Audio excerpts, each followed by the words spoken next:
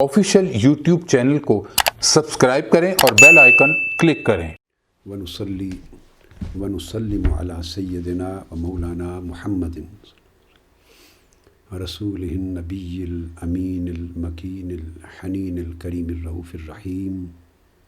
अम्मा बाद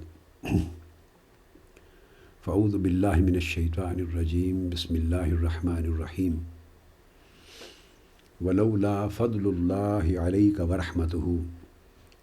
लहम्मत ताइफ़तुम मिनहुम अन युदिल्लूक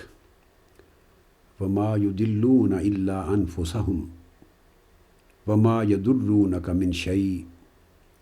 व अंज़लल्लाहु अलैकल किताब वल हिकमह व अल्लमक मा लम तकुन तअलम व कान फ़ज़्लुल्लाहि अलैका अज़ीमा। सदक़ल्लाहु मौलाना अज़ीम। मुअज़्ज़ज़ हाज़रीन और सामीन व नाज़रीन, अल्लाह रब्बुल इज़्ज़त के फ़ज़ल व करम से और उसकी तौफ़ीक़ से हम मुक़ाम रिसालत और हुज्जियत हदीस व सुन्नत के एक सिलसिलावार गुफ्तगू कर रहे हैं और इस सिलसिलावार गुफ्तगू के ज़ैल में हमने पिछली नशिस्त में कुरान मजीद की सूरह निसा की आयत नंबर 113 इसका मुताला और इसकी तफसीर का आगाज़ किया था। इस पर इब्तदाई गुफ्तगू मैंने एक फ्रेम वर्क बनाया था पिछली नशिस्त में अपनी उस पूरी तफसीर का, जिसका आज से आगाज़ कर रहा हूँ इस नशिस्त में। तो उसका एक फाउंडेशन, एक बुनियाद रखी थी, एक फ्रेम वर्क बनाया था, एक बैकग्राउंड समझाई थी। इस आयत करीमा का तर्जमा करने के बाद फिर हम बराह रास्त तफसीर की तरफ आते हैं और पिछली नशिस्त में कही हुई बात को मैं रिपीट नहीं करना चाहता ताकि वक्त बचे। अल्लाह रब्बुल इज़्ज़त ने इरशाद फरमाया कि हबीब, अगर अल्लाह का फ़ज़ल और उसकी रहमत आप पर न होती तो इन दगाबाज़ों में से एक गिरोह ने माज़अल्लाह आपको बहकाने का इरादा कर लिया था। ये नहीं फरमाया, ये बात तवज्जो तलब है कि अगर अल्लाह का फ़ज़ल और उसकी रहमत यही वो चीज़ है जो मैं अभी दोहरा रहा हूँ, जिसके लिए तफसीर करूँगा मैं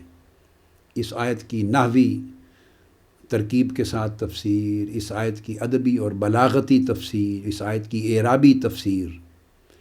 और इस आयत के मुख्तलिफ़ पहलुओं से इल्मी और फ़नी एतबारात से तफसीर करूँगा। वो नुक्ता ये है कि ये नहीं फरमाया कि अगर ए हबीब आप पर अल्लाह का फ़ज़ल और उसकी रहमत न होती तो इन दगाबाज़ों का एक गिरोह आपको माज़अल्लाह बहका देता। यूँ नहीं फरमाया, ये बात फिर दोहरा रहा हूँ। आयत में ये नहीं फरमाया लौला फ़ज़्लुल्लाहि अलैका व रहमतुहु लअदल्लूका या अदल्लत का ताइफ़तुम मिनहुम। ये नहीं फरमाया कि अगर आप पर अल्लाह का फ़ज़ल और उसकी रहमत न होती तो दगाबाज़ों का एक गिरोह आपको माज़अल्लाह बहका देता या वो आपको बहका देते, फिसला देते। यूँ नहीं फरमाया अल्लाह ताला ने। अभी सिर्फ़ दो बातों का फ़र्क सुन लें, इस पर तफसीली गुफ्तगू इंशाअल्लाह आगे आ रही है। बल्कि आयत करीमा का मज़मून ये है कि ए हबीब मुकर्रम सल्लल्लाहु अलैहि वसल्लम, अगर आप पर अल्लाह का फ़ज़ल और अल्लाह की रहमत न होती तो इन दगाबाज़ों के एक गिरोह ने ये इरादा कर लिया था आपको बहकाने का। बस इतनी बात की, जबकि वो महज अपने आप को ही बहका रहे हैं, गुमराह कर रहे हैं और आपका तो कुछ बिगाड़ ही नहीं सकते। वमा युदिल्लून इल्ला अनफुसहुम, वो सिर्फ़ अपने आप को ही गुमराह कर रहे हैं, आपका कुछ नहीं बिगाड़ सकते। वमा यदुर्रूनक मिन शै, आपको एक रत्ती बराबर भी नुकसान नहीं पहुंचा सकते, आपका बाल भी बीका नहीं कर सकते। और अल्लाह ने आप पर किताब नाजिल की है कुरान और हिकमत नाजिल की है यानी सुन्नत, وَعَلَّمَكَ مَا لَمْ تَكُنْ تَعْلَمْ، اور پھر وہ آپ کے باطن میں چشمہ علم اللہ نے رکھ دیا ہے جس کے ذریعے آپ کو ہر اس شے کا علم عطا کر دیا ہے جو آپ از خود نہ جان سکتے تھے۔ اور بے شک اللہ کا بہت بڑا فضل ہے آپ پر، اس علم عظیم کی شکل میں بڑا عظیم فضل ہے۔ یہ آیت نمبر 113 ہے سورہ نساء کی، اور میں نے پچھلی نشست میں اتنی بات واضح کر دی تھی کہ اس سورہ نساء کی آیت نمبر 105 سے لے کر آیت نمبر 114 تک یا آیت نمبر 116 تک کا پورا حصہ ایک واقعہ کے پس منظر میں ہی نازل ہوا ہے، ایک ہی واقعہ میں، اور وہ طعمہ بن عبیرق نامی ایک شخص تھا جس نے چوری کی، اور اس کے قبیلے کے لوگ، قبیلہ بنو ظفر کے لوگ اس کی صفائی دینے کے لیے اور حضور علیہ السلام کی زبان اقدس سے اس کی برات اور اس کی صفائی کہلوانے اور چوری کا الزام کسی اور یہودی کسی اور شخص پر ڈالنے کے لیے آئے تھے کہ ہم اس میں کامیاب ہو جائیں گے، مگر وہ ناکام و نامراد ہوئے، اپنے مقصد کو نہ پا سکے۔ اللہ رب العزت نے اسی وقت یہ آیات نازل فرمائیں اور ان کے بدنیتی کا پردہ چاک کر دیا اور وہ ناکام و نامراد ہو گئے۔ اس پر میں نے تفصیل کے ساتھ بیان کیا تھا پچھلی نشست میں کہ حضرت عبداللہ ابن عباس اور بے شمار تابعین، جن میں ابن صائب ہیں، حضرت قدادہ ہیں، حضرت مجاہد ہیں، حضرت اکرمہ ہیں، حضرت ابن زید ہیں، السدی الکبیر ہیں، ان تمام تابعین نے اور حضرت عبداللہ ابن عباس نے یہی واقعہ اس آیت کریمہ کے شان نزول میں روایت کیا ہے کہ وہ حضور علیہ السلام کی زبان اقدس سے اپنے حق میں غلط بات نہ کہلوا سکے یا خلاف عدل اور خلاف حق کوئی فیصلہ حضور علیہ السلام سے نہ لے سکے، اور یہ آیات کریمہ بر وقت نازل ہوئیں اور ان کی بدنیتی کا پردہ پہلے چاک ہو گیا، اور اللہ تعالیٰ نے حضور علیہ السلام کی عصمت کو محفوظ و مامون رکھا۔ اور میں نے اور ریفرنسز بے شمار دے دیے تھے کہ اس کو امام ترمذی نے بھی روایت کیا، ابن جریر طبری نے بھی روایت کیا، اتنا حصہ ریپیٹ کر رہا ہوں، روایت کیا۔ امام محمد بن اسحاق نے بھی اسی شان نزول کو روایت کیا، امام ابن ابی حاتم نے، ابن المنذر نے، امام حاکم نے، امام احمد بن حنبل نے، امام اصبہانی نے، ان سب نے اپنے اپنے طرق اور اسانید کے ساتھ اسی واقعہ کو شان نزول میں بیان کیا، حتیٰ کہ امام عبد الرزاق نے اور امام عبد بن حمید نے بھی یہی بیان کیا کہ آیت نمبر 105 سے آیت نمبر 114 اور بعضوں نے کہا 116 تک، جیسا کہ امام جلال الدین سیوطی نے توثیق کی، یہ ایک ہی واقعہ کے پس منظر میں اتری، اور ان آیات کے اترنے سے ان لوگوں کا پردہ بری نیت کا چاک ہوا اور حضور علیہ السلام کی عصمت برقرار رہی، اس کی حفاظت کی اللہ نے۔ اب اس مختصر سے کی تمہید کے بعد کہ جو دراصل پچھلی گفتگو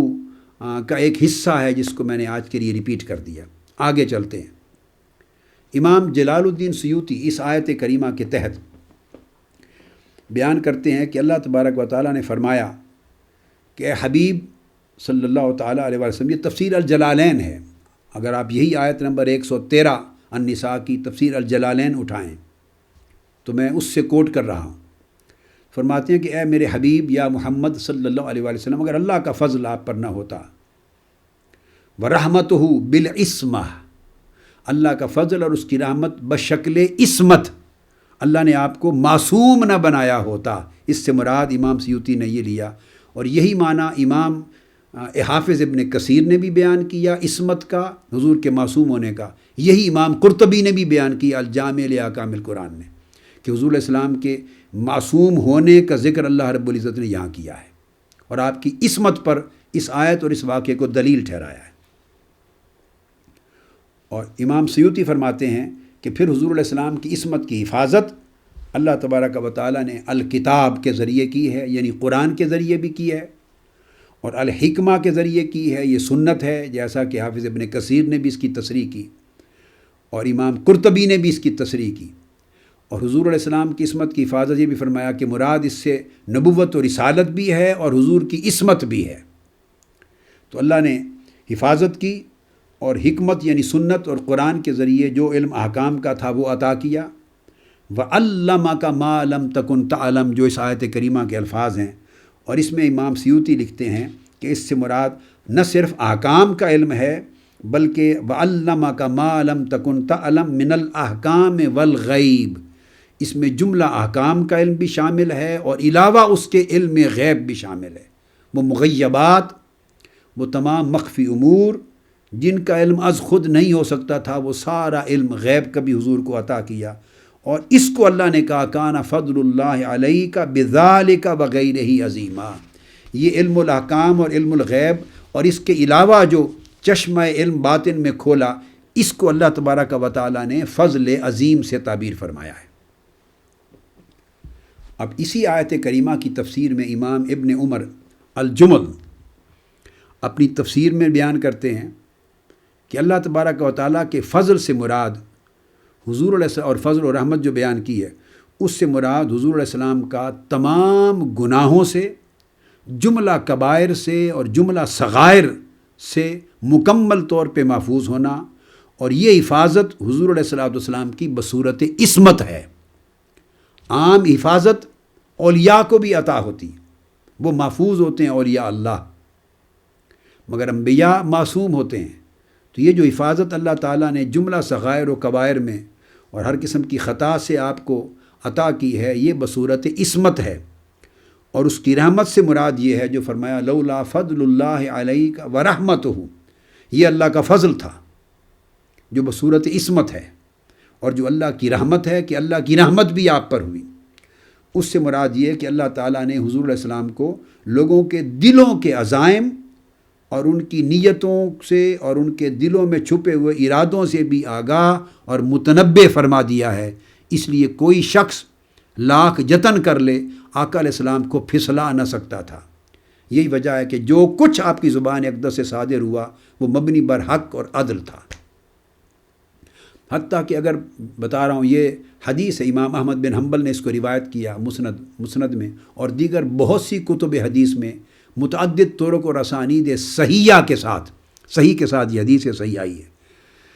کہ عبداللہ بن عمرو بن العاص رضی اللہ تعالیٰ عنہ کہتے ہیں کہ آقا علیہ السلام جو کچھ فرماتے میں لکھ لیتا تھا، آپ کی زبان اقدس سے جو صادر ہوتا میں لکھ لیتا۔ تو آپ کے مخالفین نے اور دشمنان اسلام نے طعنہ دیا، اس نے کہا بھئی وہ انسان ہیں اور کبھی غصے میں ہوتا ہے انسان، کبھی خوش ہوتا ہے، تو غصے میں کبھی بات خلاف عدل بھی زبان سے نکل جاتی ہے، تو آپ ان کی ہر نکلی ہوئی بات جو منہ سے نکلتی ہے لکھ لیتے ہیں، تو یہ تو درست نہیں ہے، اس میں تو غلط بات بھی نکل جاتی ہوگی۔ عبداللہ بن عمرو بن العاص فرماتے ہیں کہ میں نے یہ بات حضور علیہ السلام کی خدمت میں عرض کر دی، تو آقا علیہ السلام نے فرمایا نہیں، عبداللہ بن عمرو بن العاص کو فرمایا جو کچھ میری زبان سے نکلے لکھ لیا کرو، جو کچھ میری زبان سے نکلے لکھ لیا کرو۔ آپ نے فرمایا میرے منہ سے سوائے حق کے کچھ بھی نہیں نکلتا، خواہ میں غصے کی حالت غضب میں ہوں خواہ حالت رضا میں ہوں، جو کچھ میری زبان سے نکلے تم لکھ لیا کرو، جو کچھ میری زبان سے نکلتا ہے وہ حق ہوتا ہے۔ تو یہ اشارہ کیا کہ اس طرح آقا علیہ السلام کی عصمت کی حفاظت ہوتی۔ اب یہی بات امام بیضاوی نے بھی روایت کی، بیان کیا اپنی تفسیر انوار التنزیل میں، تفسیر بیضاوی میں، کہ اللہ تبارک و تعالیٰ نے آپ کو اس آیت کریمہ کے ذریعے یہ بیان کیا ہے کہ اللہ نے آپ کو عصمت کی شان سے نوازا۔ وَعَلَّمَكَ مَا لَمْ تَكُنْ تَعْلَمْ، یہ فضل اللہ علیک ورحمتہ کے ذریعے اللہ نے آپ کو شان عصمت سے نوازا، چونکہ آپ کو معصوم کر دیا اور آپ کی عصمت کی حفاظت اپنے ذمہ لے لی، لہٰذا کوئی بڑا سے بڑا دغا باز بھی اب آپ کو پھسلانے بہکانے کے ارادے میں کامیاب نہیں ہو سکتا۔ اور جو بعد میں فرمایا وَعَلَّمَكَ مَا لَمْ تَكُنْ تَعْلَمْ، اس میں قاضی بیضاوی لکھتے ہیں کہ اس سے مراد من خفیات الامور، جو مخفی امور ہیں غیب سے جن کا تعلق ہے وہ بھی اس میں شامل ہیں، اور امور دین اور امور احکام بھی اس میں شامل ہیں۔ تو اللہ تبارک و تعالیٰ نے آپ کو مخفی امور جو لوگوں کی نیتیں ہیں، ان کے دلوں کے احوال ہیں، ان کے اندر ذہنوں میں چھپے ہوئے ارادے اور منصوبے ہیں، ان پر بھی علم و آگہی عطا کر دی ہے۔ یہ علمک ما لم تکن تعلم، جو اللہ تبارک و تعالیٰ نے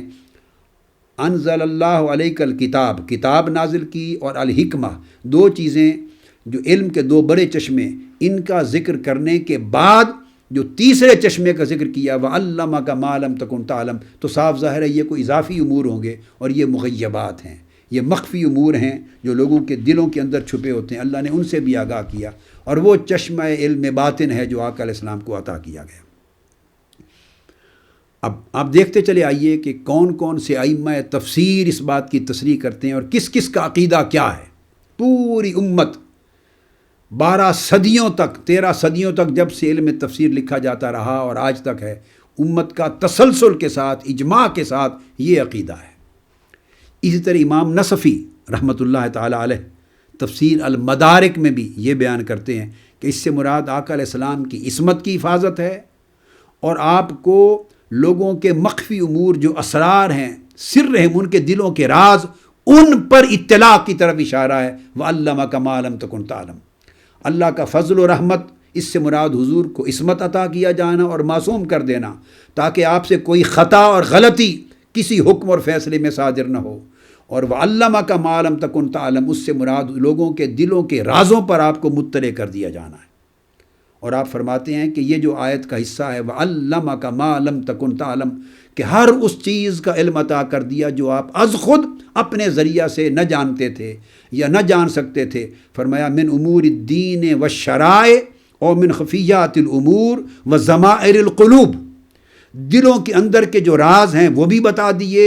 مخفی امور بھی بتا دیے، جملہ احکام شریعت بھی بتا دیے، اور احکام دین بھی عطا کر دیے۔ تمام علوم اس علمک ما لم تکن تعلم کے اندر شامل ہیں۔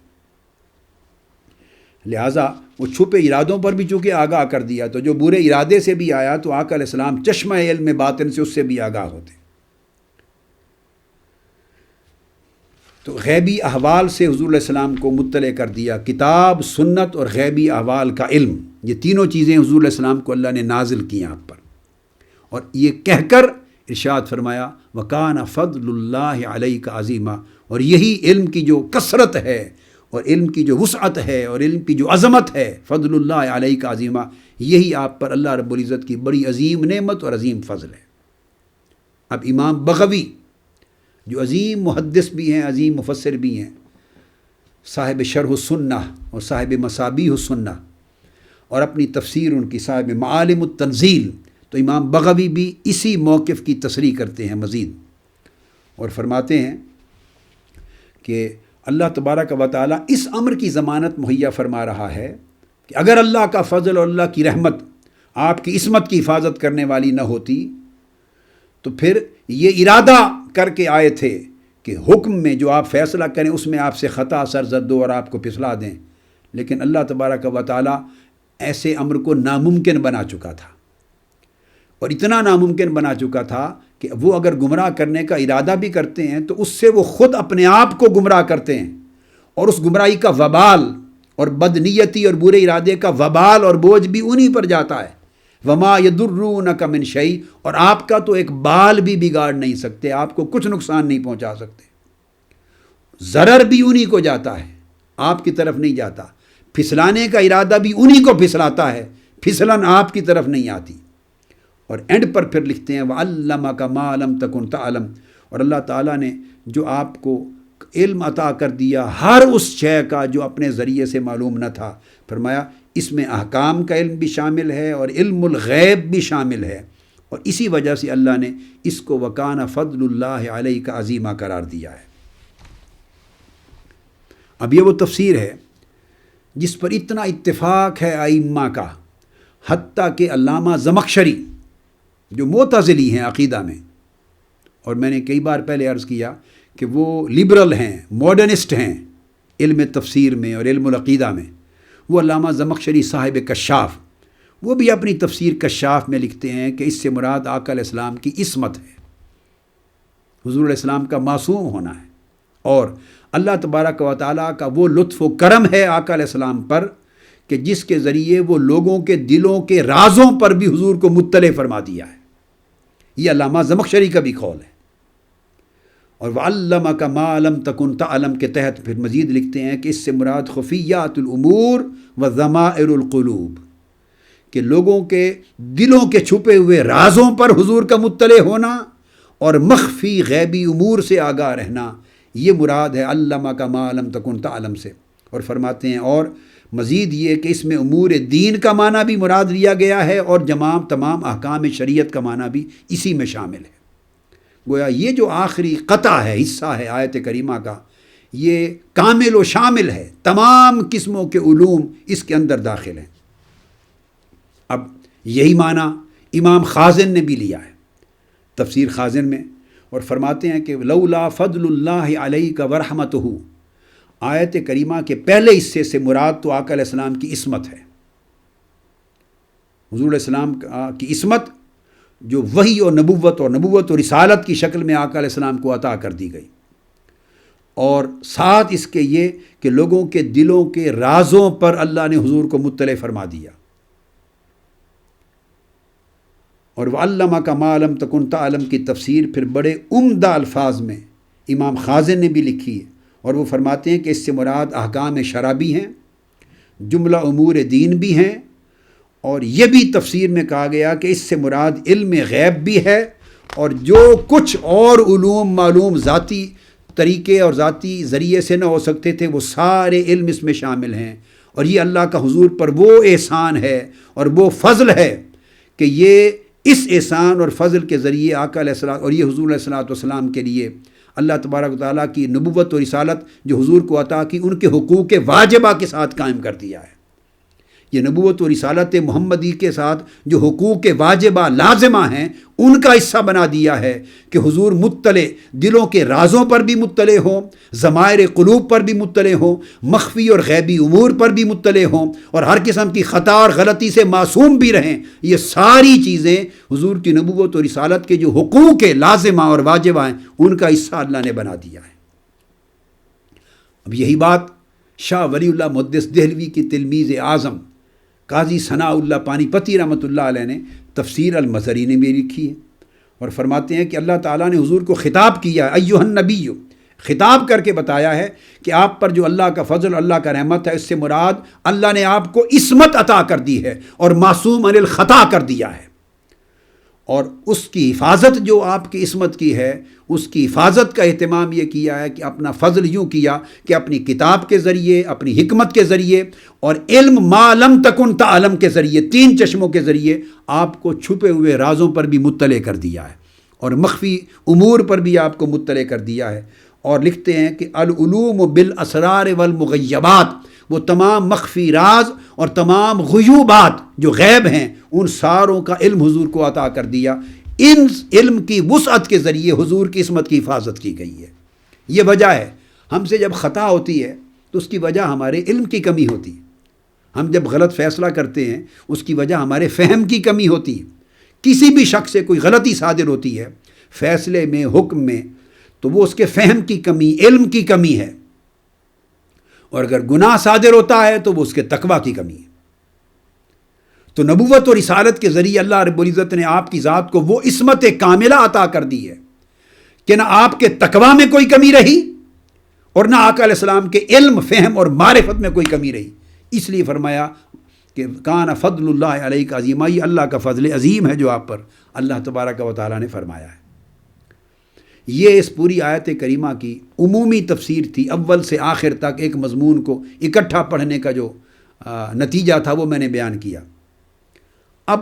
قرآن مجید کی اس آیت کریمہ کا جو پہلے الفاظ ہیں اس کی جو بگننگ ہے، جس طریقے سے آیت کو اللہ نے شروع کیا، اب اس کے اوپر آتے ہیں۔ اب اس کو نحوی طریق سے اور اعرابی طریق سے اور بلاغتی طریق سے اس کو لیتے ہیں۔ اب قرآن مجید کی آیت شروع ہو رہی ہے وَلَوْلَا فَضْلُ اللَّهِ عَلَيْكَ وَرَحْمَتُهُ لَهَمَّتْ طَائِفَةٌ مِّنْهُمْ أَن يُضِلُّوكَ۔ تو آیت کا آغاز ہو رہا ہے کلمہ حرف لو سے، دو لفظ ہیں، دو حرف ہیں، لو و لو، دوسرا لا۔ لو کا معنی اگر، لا کا معنی نہیں۔ اگر تم پر اللہ کا فضل اور رحمت نہیں ہوتا، نہ ہوا ہوتا، تو ہم سب سے پہلے حرف لو پر گفتگو کرتے ہیں، پھر اس کے ساتھ جو لا ملایا ہے نفی کے معنی میں نہیں، اس پر گفتگو کر کے لو لا کا اکٹھا معنی سمجھیں گے، پھر جو آگے آیا ہے لہمت، اس کی جو حرف لام ہے اس کے ساتھ لہمت کے معنی کو اس کے ساتھ جوڑیں گے۔ یہ جو حرف لو آیا ہے یہ عربی زبان میں علم بلاغت کی روح سے اور علم نحو کی روح سے دو طرح استعمال ہوتا ہے۔ یہ قاعدے کی بات ہے، اور علم نحو عربی کا علم بلاغت کی سوجھ بوجھ رکھنے والا شخص اور عربی زبان و ادب کی سوجھ بوجھ رکھنے والا کوئی شخص اس امر سے انکار نہیں کر سکتا۔ حرف لو دو طرح استعمال ہوتا ہے، مصدریہ استعمال ہوتا ہے یا شرطیہ استعمال ہوتا ہے، یا مصدریہ یا شرطیہ۔ اب یہاں چونکہ لو اور اس کے بعد صلہ کے طور پہ لہمت میں حرف لام آیا ہے، لو کے ساتھ لہمت حرف لام آیا ہے، چونکہ دونوں اکٹھے آئے ہیں ایک آیت میں ایک جملے میں، لہٰذا اب یہ لو مصدریہ نہیں ہوگا، یہ قاعدہ ہے چونکہ صلہ آیا ہے اس کا۔ تو اگر ایسا نہ ہوا ہوتا تو پھر یوں ہو جاتا، اگر ایسا نہ ہوا ہوتا تو پھر یہ نتیجہ ہوتا۔ تو چونکہ اس کے ساتھ لہمت کے ساتھ نتیجہ اور صلہ کا ذکر ہوا ہے، لہٰذا یہ بات طے ہو گئی کہ یہ حرف لو یا مصدریہ نہیں بلکہ شرطیہ ہے، یہ بطور شرط آیا ہے۔ تو گویا لولا فضل اللہ علیک ورحمتہ شرط بیان ہو گئی، لہمت طائفۃ تو پھر دغا بازوں کا ایک گروہ یہ کرتا، وہ اس کا صلہ اور نتیجہ بیان ہوا۔ اب جب یہ لو شرطیہ ہوا تو اس کی ایک مثال دے دیتا ہوں تاکہ مثال سے اس کا معنی اور مراد سمجھ میں آ جائے۔ اب اس کی مثال یوں ہوگی، جب لو شرطیہ ہے تو مثلا عربی زبان میں کہا جائے لو قام زید لقمت، لو قام زید لقمت، اس کا معنی ہے اگر زید کھڑا ہوتا تو پھر میں بھی ضرور کھڑا ہو جاتا۔ لو قام زید یہ شرط ہے، اگر زید کھڑا ہوتا، لقمت لام کے ساتھ، تو پھر میں بھی ضرور کھڑا ہو جاتا۔ اب اس کا مطلب یہ ہوا کہ میرے کھڑے ہونے کی شرط یہ تھی کہ زید بھی کھڑا ہوتا، تب میں کھڑا ہوتا۔ تو زید کا کھڑا ہونا بطور شرط بیان ہوا، اور تو پھر میں بھی ضرور کھڑا ہوتا، یہ اس کا صلہ اور نتیجہ بیان ہوا۔ ہر شرط کا ایک صلہ اور نتیجہ ہوتا ہے، اس کا رزلٹ ہے۔ تو لو قام اگر زید کھڑا ہوتا، یہ کنڈیشن عائد ہو گئی، کنڈیشن، اور اس کنڈیشن کے بعد پھر ایک اس کا رزلٹ ہوتا ہے کہ اگر کنڈیشن فلفل ہوگی تو تب جس رزلٹ کا ذکر کیا جا رہا ہے وہ رزلٹ، وہ نتیجہ نکلے گا۔ اگر شرط پوری ہوگی تو تب وہ نتیجہ وجود میں آئے گا، اور اگر وہ جو نتیجے سے پہلے شرط عائد کی جا رہی ہے اگر وہ شرط ہی پوری نہ ہو تو شرط پورا نہ ہونے کی شکل میں نتیجہ از خود معدوم ہو جائے گا، نتیجے کی خود بخود نیگیشن ہو جائے گی، نتیجے کا خود بخود ڈینائل ہو جائے گا کہ پھر وہ نتیجہ وجود میں آ ہی نہیں سکتا۔ کیوں کہ اس نتیجے کا وجود میں آنا تو منحصر تھا شرط کے پورا ہونے پر، اور جب وہ شرط ہی پوری نہیں ہوئی تو نتیجے کا وجود خود بخود ختم ہو گیا۔ نتیجے کا از خود کوئی وجود نہ تھا، وہ تو مشروط تھا اس شرط کے وجود پذیر ہونے پر، تو جب شرط ہی پوری نہیں ہوئی تو نتیجہ خود بخود ختم ہو گیا۔ یہ معنی ہے لو شرطیہ کے ساتھ جب لام آتا ہے تو چونکہ اب زید کھڑا نہیں ہوا، یعنی زید کے کھڑے ہونے کی شرط پوری نہیں ہوئی، اس لیے لقم تو جو میں نے کہا تھا پھر میں بھی کھڑا ہو جاتا، تو میں کیوں کھڑا ہوتا؟ اس وجہ سے میں کھڑا نہیں ہوا۔ میرا کھڑا ہونا تو زید کے کھڑے ہونے والی جو شرط تھی اس کا صلہ اور اس کا نتیجہ تھا، تو جب وہی کھڑا نہیں ہوا، شرط پوری نہیں ہوئی، سو میرے کھڑا ہونے کا پھر سوال ہی پیدا نہیں ہوتا۔ یہ میں نے ایک عربی کے جملے کے ذریعے اس اصول کو سمجھایا۔ اب یہی جو شرح ہے اس آیت کریمہ کی اور اس لو اور لہمت کی لام کی، یہی شرح سیبویہ نے کی ہے جو نحو اور بلاغت کا امام ہو گزرا ہے۔ اسی شرح کو ابن عقیل نے شرح الفیہ ابن مالک میں درج کیا ہے۔ یہ نحو اور بلاغت کے امام ہو گزرے ہیں، وہ اتھارٹیز ہیں جنہوں نے قواعد وضع کیے ہیں عربی زبان کے، اور جن کے قواعد آج صدیوں تک، جن کے قواعد پر عربی عبارت کے درست یا غلط ہونے کا مدار ہوتا ہے، اور جو مدارس میں عربی کی نحو اور لغت اور بلاغت اور ادب جب پڑھایا جاتا ہے تو انہی کی بنیادی کتب سے پڑھایا جاتا ہے، یا ان کی کتابوں کی روشنی میں جو آگے لکھا گیا اس سے پڑھایا جاتا ہے۔ یہ ائمہ ہے، فانی بانی ہیں اس فن کے۔ تو اس نے بھی یہی بیان کیا ابن عقیل نے، اور اس نے کہا کہ اس سے پتہ چلتا ہے کہ جو حرف امتناع ہے، کہ یہ حرف جو لو ہے یہ حرف امتناع ہے، لیٹر آف ڈینائل ہے، لیٹر آف ڈینائل ہے، جو کسی امر کی نفی یعنی نیگیشن کے لیے استعمال ہوتا ہے۔ لو اور لا جب آ جائے نا تو اس کا مطلب اب یہ ہو رہا ہے کہ یہ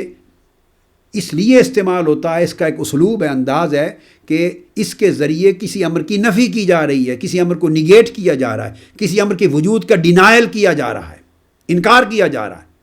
اس کو ناممکن بنایا جا رہا ہے۔ یہ اصول اسی کو ابن ہشام نے بھی بیان کیا ہے، اور مزید واضح کیا ہے ابن ہشام نے کہ لو جب شرطیہ آتا ہے، کنڈیشنل، جیسے لولا فضل اللہ علیک ورحمتہ، تو اس سے 3 فوائد ہوتے ہیں۔ جب کنڈیشنل آتا ہے شرطیہ لو کا حرف، یعنی اگر، لفظ اگر، لو اگر بطور شرط آئے تو اس کے 3 فوائد ہوتے ہیں۔ ایک تو یہ کہ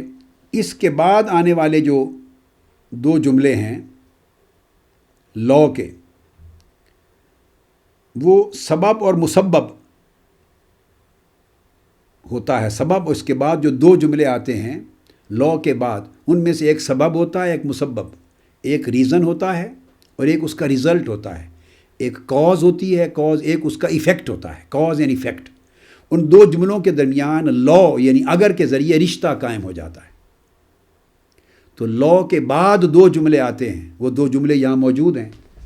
ایک جملہ ہے لولا فضل اللہ علیک ورحمتہ، اگر اے حبیب آپ پر اللہ کا فضل اور اس کی رحمت نہ ہوتی، یہ پہلا جملہ ہے، یہ کاز ہے، سبب ہے، شرط۔ لہمت طائفۃ منہم من یضلوک، تو پھر ان دغا بازوں میں سے ایک گروہ یہ ارادہ کر چکا تھا کہ آپ کو پھسلا دیتا۔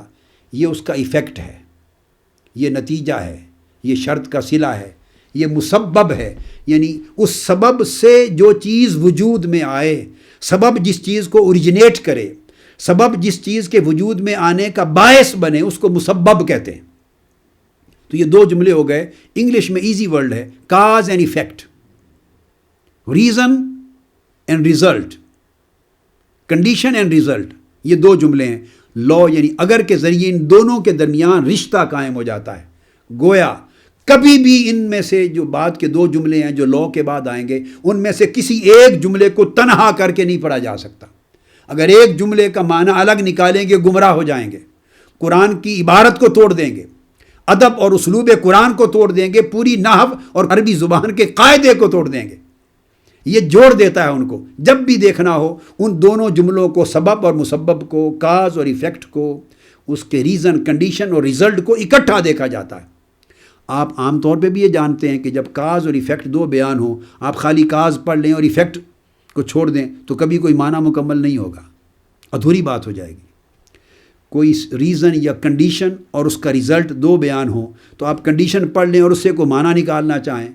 اور ریزلٹ واقع ہوا یا نہیں ہوا اس کو الگ کر دیں، یا کنڈیشن چھوڑ دیں اور خالی ریزلٹ سے کو معنی اخذ کرنا چاہیں، کنڈیشن کو ایک طرف کر دیں، تو گمراہی پیدا ہوگی۔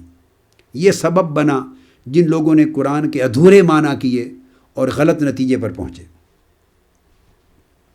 تو یہ قاعدہ ہے۔ تو اس کا نتیجہ کیا ہوتا ہے کہ اگر سبب جو کاز ہے وہ ثابت ہو جائے تو خود بخود ایفیکٹ ثابت ہو جائے گا۔ یعنی آگ ہے، مثال کے طور پہ آپ نے آگ پر پانی رکھا تو آگ سبب ہے، کاز ہے، اور پانی کا گرم ہونا اس کا ایفیکٹ ہے۔ تو اگر پانی کا پتیلا ہے اور اس کے نیچے آگ جل رہی ہے، یہ کاز ہے، یہ کنڈیشن پوری ہو رہی ہے، آگ کا جلنا ثابت ہو جائے، دکھائی دے کہ آگ جل رہی ہے اور کوئی امر مانے نہ ہو درمیان میں، تو پھر اس کا جو ایفیکٹ ہے وہ خود بخود ثابت ہو جائے گا، یعنی پانی از خود گرم ہو جائے گا، پانی کا گرم ہونا لازمی ہو گیا۔ اور اگر آگ ہی نہیں جلی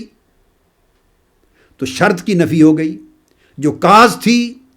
اس گرم ہونے کی، ہیٹ اپ ہونے کا جو ایفیکٹ ہے، اس کے لیے جو کاز تھی آگ کی، جب وہی نہیں تو اس کا منطقی نتیجہ یہ ہوگا کہ پانی گرم نہیں ہوا اور گرم ہو ہی نہیں سکتا۔ یہ پریکٹیکلی بھی کاز اینڈ ایفیکٹ ایسے ہوتا ہے، اور لٹرلی بھی کاز اینڈ ایفیکٹ، سبب اور مسبب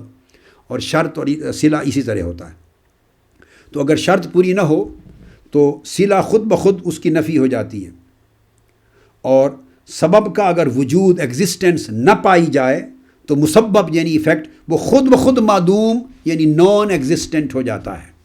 یہ پہلی شرط، یہ ایک فائدہ ہے لا کا۔ دوسرا فائدہ اس کا اور قاعدہ یہ ہے جو ابن ہشام نے، جو امام نحو و بلاغت لکھتے ہیں، یہ قاعدے کی بات بتا رہا ہوں، یہ میری تفسیر نہیں ہے، میں تو ایکسپلین کر رہا ہوں، تفسیر کر رہا ہوں، مگر بیس بنیاد کیا ہے میں نے عربی ان قواعد پر، قواعد لغت پر، قواعد نحو پر، قواعد بلاغت پر، اور قواعد تفسیر پر، اور قواعد اسلوب قرآن پر۔ دوسرا فائدہ یہ ہے کہ یہ حرف لا جب لگتا ہے تو اس کے بعد یہ تو آپ سمجھ گئے کہ اس کے بعد دو جملے آئیں گے، ایک جملہ شرط ہوگا اور ایک اس کا نتیجہ ہوگا۔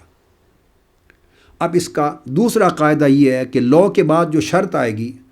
اس شرط کا پورا ہونا یا نہ ہونا، اس کا تعلق زمانہ ماضی کے ساتھ ہوگا۔ ضروری ہے کہ شرط پہلے پوری ہو چکی ہو، تب نتیجہ وجود میں آئے گا، ایفیکٹ ہوگا، یا اگر شرط پہلے پوری نہیں ہو چکی تو نتیجہ وجود میں نہیں آئے گا۔ تو گویا کاز پہلے سے ایگزسٹ کرتی ہو، اس کا پہلے سے ایگزسٹنٹ ہونا شرط ضروری ہے، تب رزلٹ آئے گا۔ اور اگر کاز اس کی فلفل نہیں ہوئی، کنڈیشن پہلے فلفل نہیں ہوئی پہلے، تو رزلٹ جو بعد میں آنا ہے مستقبل میں وہ پھر قطعاً نہیں آئے گا۔ تو لا کا مطلب یہ ہوا کہ کنڈیشن یا شرط کو وہ زمانہ ماضی وہ پہلے زمانے سے کنفائن کر دیتا ہے، مشروط کر دیتا ہے، چونکہ صلہ اور نتیجہ اس کے ثابت ہونے، شرط کے ثابت ہونے یا ثابت نہ ہونے، شرط کے پائے جانے یا شرط کے نہ پائے جانے کے ساتھ اس صلہ کا تعلق ہے کہ وہ پیدا ہوگا یا نہیں ہوگا، وہ رزلٹ پیدا ہوگا یا نہیں ہوگا، یہ اس کے بعد اس کا تعلق ہے۔ دیکھا جائے گا کہ لا کے بعد جس شرط کا ذکر آیا ہے، کیا وہ پہلے وہ زمانے میں وہ شرط ہو چکی ہے پوری یا نہیں ہو چکی۔ اگر شرط پہلے سے ہی غیر ثابت ہو گئی، وہ شرط پوری نہیں ہوئی، اس شرط کا وجود ثابت نہیں ہوا، پہلے سے ہی شرط کا وجود معدوم ہے، تو نتیجہ کا وجود خود بخود معدوم ہو جائے گا، خود بخود معدوم ہو جائے گا۔ یہ دوسرا قاعدہ ہے۔ اور تیسرا قاعدہ یہ اصولی طور پہ کہ لا جو آتا ہے بنیادی طور پر وہ کسی مفروضہ ہائپوتھیسس یا کسی تصور یعنی کانسیپٹ اس کی نفی کرنے اور اس کے رد کرنے کے لیے آتا ہے۔ جب یہ اسلوب عبارت کا آئے نا، جیسے لولا فضل اللہ علیک ورحمتہ لہمت طائفۃ منہم ان یضلوک، جب کلمہ لا کے ساتھ اور حرف لام کے ساتھ جب اس شرط اور صلہ کے ساتھ جب کوئی جملے آتے ہیں تو یہ اسلوب قرآن مجید کا ایسا ہے کہ یہ آتا ہی اس لیے ہے تاکہ جس تصور کی بات ہو رہی ہے، جس مفروضے کی بات ہو رہی ہے، جس کنسیپٹ کی بات ہو رہی ہے، اس کو ٹوٹلی رد کر دیا جائے، اس کی نفی کر دی جائے، یہ نگیٹ کرنے کے لیے آتا ہے۔ یعنی حرف لا کو شرطیہ لام کے ساتھ لانے کا اور عبارت کو اس طرز کے ساتھ قرآن مجید یا کسی زبان میں یا کسی کتاب میں ایسی عبارت لانے کا بنیادی آبجیکٹیو ہی یہ ہوتا ہے کہ جس تصور کو آگے بیان کیا جا رہا ہے اس کو نگیٹ کرنا، اس کو رد کرنا، اس کو ناممکن بنا دینا، اس کے وجود کی نفی کر دینا۔ تو لطف کی بات یہ ہے کہ یہ عبارت کا اسلوب اس کا مقصد ہی یہ ہے کہ اس تصور کی نفی کی جائے، اور بدقسمتی کی اور بے خبری کی، کم علمی کی اور گمراہی کی انتہا ہے کہ اللہ رب العزت نے اس اسلوب کو جو قرآن میں اپنایا، اس اسلوب بیان کو وہ اپنایا ہی اس لیے کہ آقا علیہ الصلوۃ والسلام کے پھسل جانے کے امکان کو کلیتاً رد کر دیا جائے۔ کسی بھی معاملے میں حضور سے پھسلن ہو، کسی بھی معاملے میں کوئی حضور کو معاذ اللہ ورغلا سکے، کسی بھی معاملے میں معاذ اللہ کوئی حضور کو بہکا سکے، آپ سے غلط فیصلہ صادر ہو جائے، خطا ہو جائے، غلطی ہو جائے، اس امکان کو ٹوٹلی رد کرنے کے لیے اللہ تبارک و تعالیٰ نے اس اسلوب بیان کو اختیار کیا ہے۔ تو جس مقصد کے لیے اللہ نے اسلوب اپنایا تھا وہ مقصد یہ تھا کہ محبوب کی معصومیت ثابت ہو، حضور کی عصمت ثابت ہو، حضور سے کسی خطا کا کبھی صادر نہ ہونا ثابت ہو، حضور سے کبھی بھی غلطی کا امکان قطعی طور پہ ناممکن بنا دیا جائے، یہ ثابت ہو۔ اللہ نے وارد اس اسلوب بیان کو اس لیے کیا تھا، اور آج گمراہی کی حد یہ ہے کہ اس اسلوب سے ہم معاذ اللہ اس امکان کو ثابت کر رہے ہیں۔ بعض ذہن امکان خطا کو ثابت کر رہے ہیں کہ غلطی کو ممکن بنا رہے ہیں۔ جس بات کو اللہ نے ناممکن ثابت کرنے کے لیے لکھا تھا اور اتارا تھا اور بیان اپنایا تھا، ہم اس ناممکن سے ممکن نکالنا چاہتے ہیں۔ جس بات کو اللہ نے رد کیا ہم اس سے ثابت کرنا چاہتے ہیں اس مفروضے کو۔ یہ براہ راست اللہ رب العزت کے امر اور اس کے اسلوب بیان اور اس کے قرآن کو چیلنج کرنا ہوگا۔ یہ تو گفتگو تھی حرف لو پر۔ اب حرف لو کے بعد ایک اگلا حرف ساتھ آیا ہے لا۔ آپ نے دیکھا آیت کریمہ میں فرمایا وَلَوْ لَا فَضْلُ اللَّهِ عَلَيْكُمْ وَرَحْمَتُهُ۔ لو کا معنی اگر اور لا کا معنی نہیں۔ اگر اے حبیب آپ پر اللہ کا فضل اور اللہ کی رحمت نہ ہوئی ہوتی، اگر اور نہ دو لفظ آئے ہیں، تو اب ہم لو کو لا کے ساتھ، لا جو نافیہ ہے اس کے ساتھ ملا کے اب اس کو دیکھتے ہیں۔ تو عربی کا قاعدہ کلیہ ہے نحو میں، بلاغت میں، کہ جب یہ دو حرف اکٹھے آ جائیں، یعنی لو اور لا، یعنی اگر اور نہیں، دو حرف اکٹھے آ جائیں تو ان کا معنی، ان کی مراد، ان کا مفہوم بالکل 2 × 2 4 کی طرح ازہر من الشمس ہو جائے گا۔ اکٹھے آ جائیں تو اس کا معنی یہ ہوگا اگر ایسا نہ ہوتا، کیا؟ یعنی اگر آپ پر اللہ کا فضل اور رحمت نہ ہوئی ہوتی،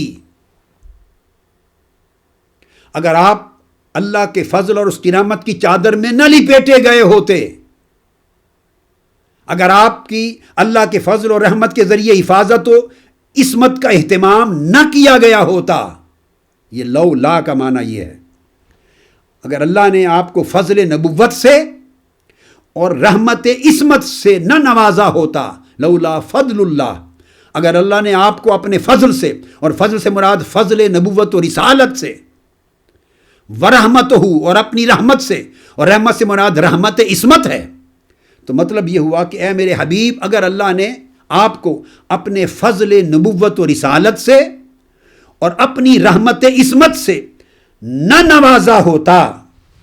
اور اس کا عام فہم معنی یہ بن جائے گا لولا کا کہ معاذ اللہ اے حبیب اگر آپ اللہ کے نبی اور رسول نہ ہوتے اور اللہ کی طرف سے معصوم عن الخطا نہ بنائے گئے ہوتے، یہ اس کا عام فہم لب لباب نکل آئے گا۔ اس پہلے ٹکڑے کا معنی یہ بنتا ہے اگر آپ اللہ کے نبی نہ ہوتے، اگر آپ اللہ کے رسول نہ ہوتے اور اللہ کی طرف سے معصوم عن الخطا نہ ہوتے، ہر خطا اور غلطی سے معصوم نہ کیے گئے ہوتے، تو پھر کیا ہوتا یا کیا نہ ہوتا؟ پھر کے بعد اگلی بحث شروع ہوتی۔ تو بنیادی شرط میں یہ بیان کیا گیا ہے کہ محبوب اگر آپ اللہ کے نبی اور رسول نہ ہوتے اور اگر آپ اللہ کی طرف سے معصوم نہ ہوتے، لو لا فضل اللہ علیک ورحمتہ، یہ اگر اور نہ دونوں کو ملا کر یہ نتیجہ نکلا کہ اللہ تبارک و تعالیٰ نے اس آیت کے ذریعے آقا علیہ السلام کی عصمت پر پیدا ہونے والے ہر شک کو شبہ کی جڑ کاٹ دی، یہ کہہ کر کہ اس مذکورہ شرط کے وجود اور مذکورہ شرط کے ثبوت کا تو امکان ہی نہیں ہے۔ اندھا بھی جانتا ہے کہ آپ اللہ کے نبی اور رسول ہیں، اور کافر بھی جانتا ہے کہ اللہ کے نبی اور رسول ہیں، اور بات یہ ہو رہی ہے کہ وہ آپ کو پھسلانے کا ارادہ کرتے، کب کرتے؟ اگر آپ اللہ کے رسول اور نبی نہ ہوتے اور اللہ کی طرف سے آپ معصوم نہ بنائے گئے ہوتے تو تب انہوں نے یہ ارادہ کر لیا تھا۔ تو سوال یہ پیدا ہوتا ہے کہ وہ تو تب کی تو نوبت ہی نہیں آئی، تب اور پھر کی تو نوبت ہی نہیں آئی، اس لیے کہ اگر اور نہ جب ملے تو وہی رد ہو گئی وہ بات کہ آپ اگر اللہ کے رسول نہ ہوتے، فضل اللہ علیک ورحمتہ، اور اللہ کی طرف سے معصوم نہ ہوتے تو پھر کیا ہوتا یا کیا نہ ہوتا۔ تو یہ دو چیزیں بیان کر کے اللہ تبارک و تعالیٰ نے جہاں آقا علیہ السلام کی نبوت اور رسالت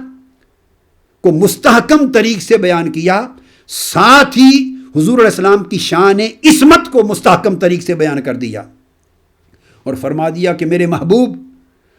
چونکہ اگلے صلہ کے پیدا ہونے یا نہ ہونے اس پر بحث کرنے کا تو کہ وہ پھسلا سکتے نہ سکتے، ارادہ کرتے نہ کرتے، ان کا ارادہ کیا ہوتا، یہ ساری بحث تب وجود میں آتی اگر آپ اللہ کے نبی اور رسول نہ ہوتے اور اللہ کی طرف سے آپ معصوم نہ ہوتے، یعنی اللہ کے فضل اور رحمت سے معاذ اللہ محروم ہوتے۔ تو چونکہ یہ بات تو ہے نہیں، اس نے آپ کو رسول بھی بنایا، اس نے آپ کو معصوم بھی بنایا، تو چونکہ اس نے شرف نبوت اور رسالت سے بہریاب کر دیا اور اس نے آپ کو چادر عصمت سے آپ کو محفوظ و مامون کر دیا، لہٰذا اب وہ اگلی بحث پر سوچنے کا امکان ہی ختم ہو گیا کہ وہ آپ کو کوئی لوگ آ کے اپنی چرب زبانی سے آپ کو پھسلا سکتے یا نہ سکتے، یا بہکا سکتے یا نہ سکتے۔ جو اگلی بحث ہے اللہ رب العزت نے اس کے امکان کو رد کر دیا ہے، یہ فرما کر محبوب کہ جو لوگ آپ کو حیرت ہے کہ آپ کو نبی بھی مانتے ہیں، رسول بھی مانتے ہیں، اور پھر بھی آپ سے خطا کا صادر ہونا مانتے ہیں، اللہ کے رسول ہونے پر ایمان بھی رکھتے ہیں جس کا اللہ نے اس بات کر دیا ہے، اور پھر بھی یہ تصور کرتے ہیں کہ کبھی آپ کا حکم غلط بھی ہو سکتا ہے، کبھی آپ کا فیصلہ خطا پر بھی مبنی ہو سکتا ہے، کبھی آپ زندگی میں پھسل بھی سکتے ہیں۔ یہ تو تب صورت ہوتی خدا نہ خواستہ کہ نہ اللہ نے آپ کو رسالت عطا کی ہوتی، نہ آپ کو عصمت عطا کی ہوتی، تو پھر وہ یہ باتیں سوچتے، تو کتنی بڑی کج فہمی اور بدبختی اور گمراہی ہوگی کہ آپ کو رسول بھی مانے اور پھر میں نے رسول بنایا ہے تو معصوم بھی کیا ہے، تو رسول بھی ہوں اور معصوم بھی ہوں، اور پھر بھی یہ سوچیں کہ کوئی دغاباغ لوگ آپ سے غلط فیصلہ لے لیں گے، یا کبھی آپ کے منہ سے خطا صادر ہو جائے گی، یا غلط حکم صادر ہو جائے گا، یا آپ سے کوئی معاذ اللہ غلطی صادر ہو جائے گی۔ یہ دو متعارض شرطیں تھیں، اس کا امکان بحث کا بھی تب پیدا ہوتا اگر آپ اللہ کے نبی اور رسول نہ ہوتے اور معصوم نہ ہوتے۔ چونکہ آپ رسول ہیں اور اللہ کے نبی ہیں اور معصوم ہیں، سو اگلی بات کے امکان کو زیر بحث لانا بھی حرام ہو گیا، قطعی طور پر ممنوع ہو گیا۔ تو گویا حضور علیہ السلام کے رسول اور معصوم ہونے کا جو عقیدہ ہے، اس کی وجہ سے وہ جب نفی شرط ہو گئی کہ رسالت اور معصومیت کی نفی نہیں ہے، وہ وجود ہے رسالت اور معصومیت کا، تو جو رسول اور معصوم نہ ہونے کا جو نتیجہ نکلنا تھا، وہ نتیجہ تو حضور کی رسالت اور عصمت نے بالکل ختم کر دیا، اس کو ٹوٹلی معدوم کر دیا، اس کا امکان ہی ختم کر دیا۔ یہ آج کی گفتگو میں آیت کریمہ کے اس لو لا کی اس تفسیر کے اوپر ختم کر رہا ہوں۔ اس پر انشاءاللہ اگلی نشست میں گفتگو جاری رکھیں گے، اور آگے اسی کلیہ اور قاعدہ جو میں نے بیان کیا، اس پر حضور علیہ الصلوۃ والسلام کی ایک دو احادیث صحیح بخاری سے دے کر میں اس قاعدے کو جو اب تک ائمہ نحو، ائمہ لغت اور ائمہ بلاغت کے حوالے سے اس تفسیر پر میں نے گفتگو کی، اب میں صحیح بخاری کی دو حدیثیں تطبیقاً اس قاعدے اور کلیہ کو سمجھانے کے لیے لاؤں گا۔ انشاءاللہ تعالی اگلی نشست میں ہم اس پر گفتگو کریں گے۔ وما علینا الا البلاغ۔ آفیشیل یوٹیوب چینل کو سبسکرائب کریں اور بیل آئیکن کلک کریں۔